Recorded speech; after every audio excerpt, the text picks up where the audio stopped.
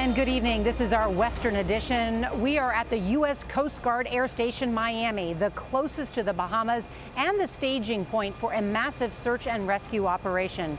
We've just learned that the official death toll has risen to 20, but is expected to rise even further.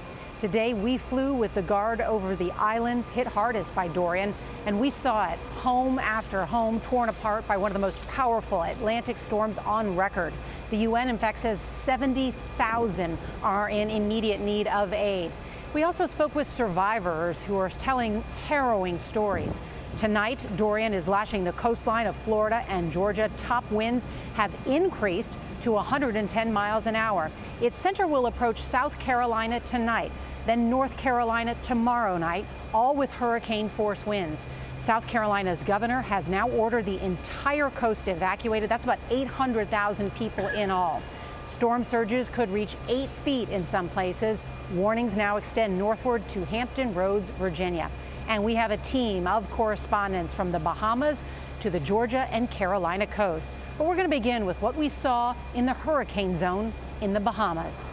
We're the closest fixed-wing aviation to the Bahamas. We traveled with Coast Guard Lieutenants Jillian Harner and Juliana White aboard an HC-144 Casa cargo plane to see the devastation firsthand. It was quickly obvious these fragile islands were no match for Dorian's Category 5 fury.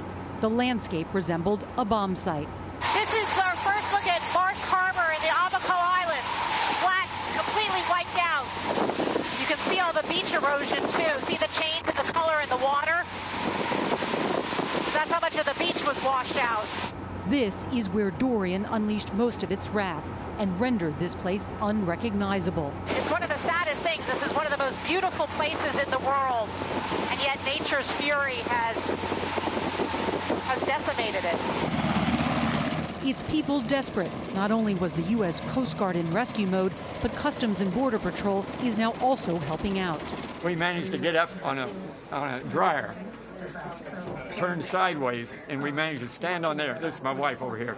At the chaotic staging area for rescue and relief operations in Nassau, we met Robert and Phyllis Cornea, who've lived in Abaco for more than 50 years.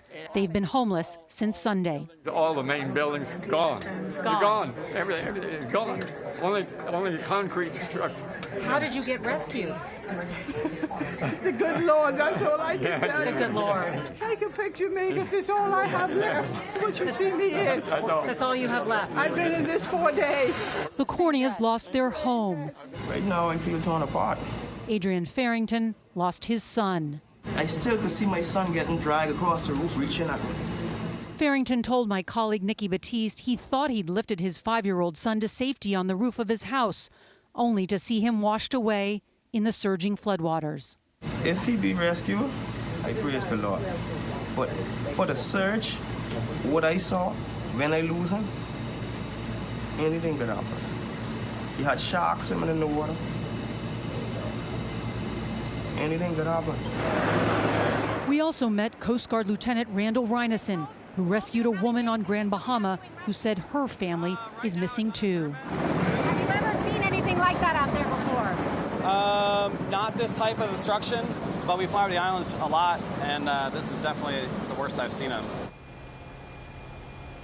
Many of the pilots that we spoke to tell us that when the waters recede, the conditions will only get worse. And we're going to hear more from those 2 lieutenants who flew us over the Bahamas later in this broadcast.